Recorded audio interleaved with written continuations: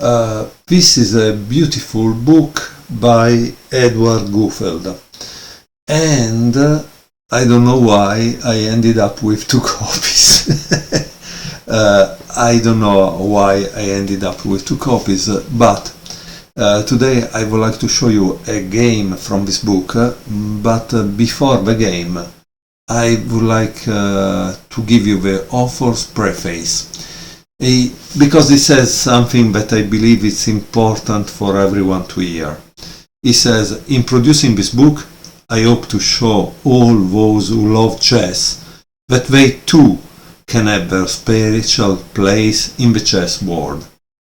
They can do this not merely by striving for ever higher ELO ratings, but also through their contributions to chess as promoters, writers, journalists, teachers, coaches, and chess organizers.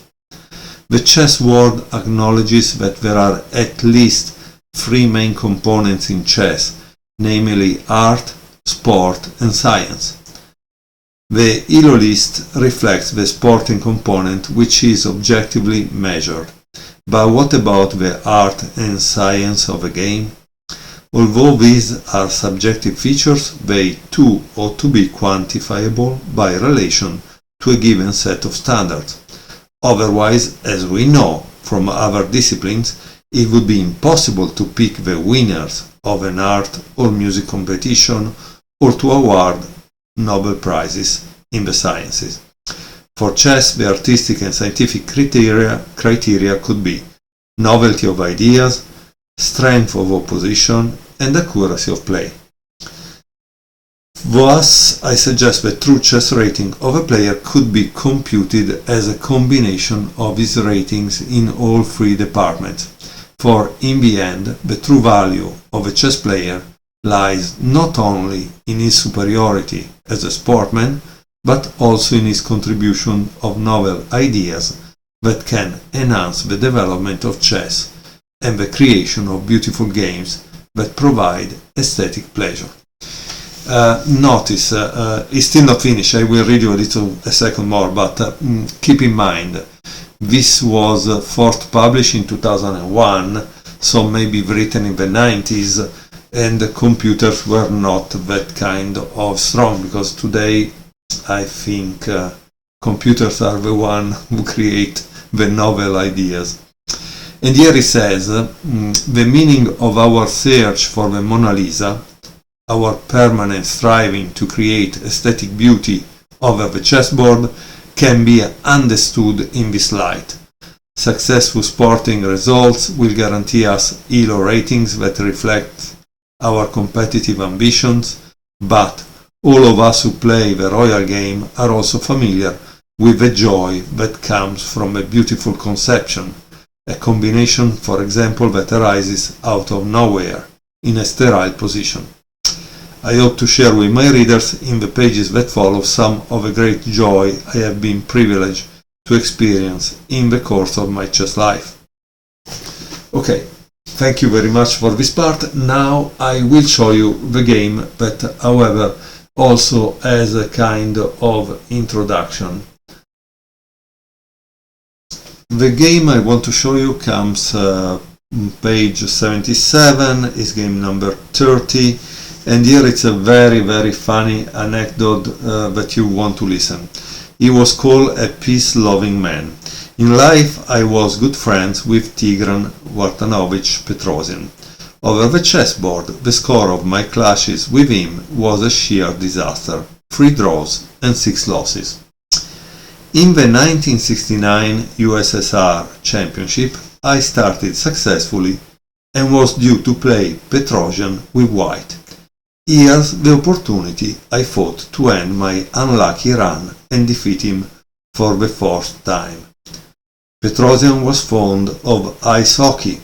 On the very day of our meeting, his favorite team, Spartak Moscow, was playing, and on the evening before he said that he would like to attend this match, which was to begin at 5 p.m.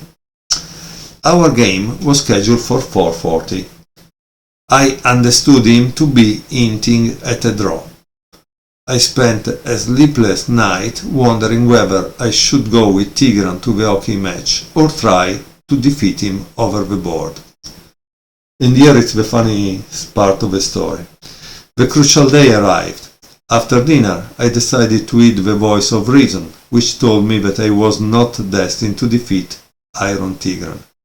I dialed his number and said, "Tigran Bartanovich, could you possibly help me get a ticket to the Spartak hockey match today?"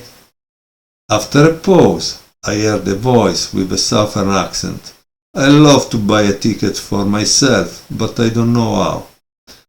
As you will no doubt have guessed, I had the wrong number. I had been let down once again by my calligraphic handwriting. So fate decreed that we should fight. My friend and rival looked alert and determined, thinking I had decided to get my revenge for at least one of my previous defeats.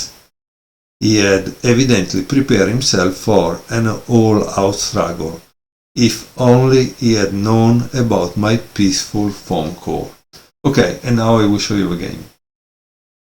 So Gufeld is white, Petrosian is black, and this is the 37 USSR Championship played in Moscow 1969.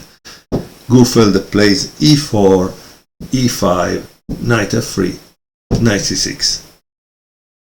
Something gave way within me. I can never defeat Iron Tigran. My hand reached for the knight and made a meek move. Knight c3. Chess players know that this is the shortest way to a peace offer. And here it shows the peace offer. Knight f6, bishop b5, knight d4, knight takes d4, e takes d4, e5, etc. It seems to me that an unkind smile hovered across my opponent's face. He was probably thinking, "That's the way you play for a win? Now I won't be able to get to the hockey match, because we are going to have to play chess." Tigran confidently replied, okay, now let me put the thing back, guys, so you can see what happened, okay? So let's go back. e4, e5, knight f3, knight c6, knight c3. And guess what? Petrosian played g6. Wow. This is a move that you don't see often. And here it says, from the psychological point of view, the game was already lost. Just have a look at what kind of merciless beating awaited white. d4, e takes d4, knight d5, bishop g7, bishop g5, knight c e7, knight takes d4, c6, knight c3, h6, bishop e3, knight f6. Well, I think at this point black has totally recovered, but let's see what happens. Bishop c4, castle, oops, sorry. And here white made a mistake. So the right move was e5 for Gufeld, but he played queen f3. After which follows with d5, obviously opening, and if you go to castle it's a problem.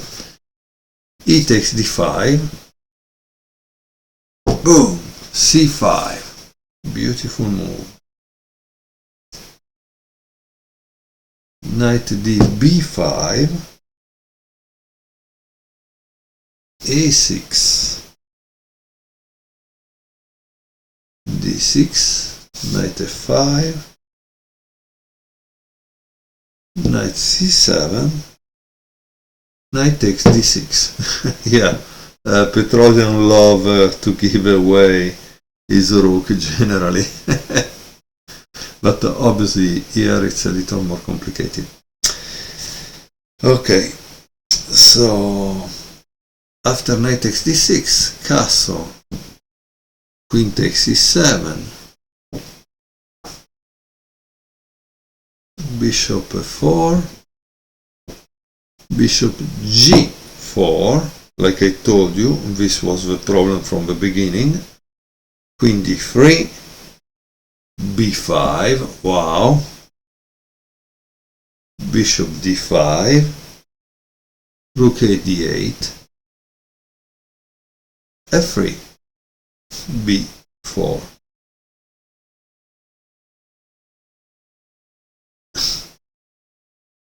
And here he plays queen takes g6, which is nice because this is pinned, right? But black continue with this, and queen b6, b3, queen b4, and the game is over.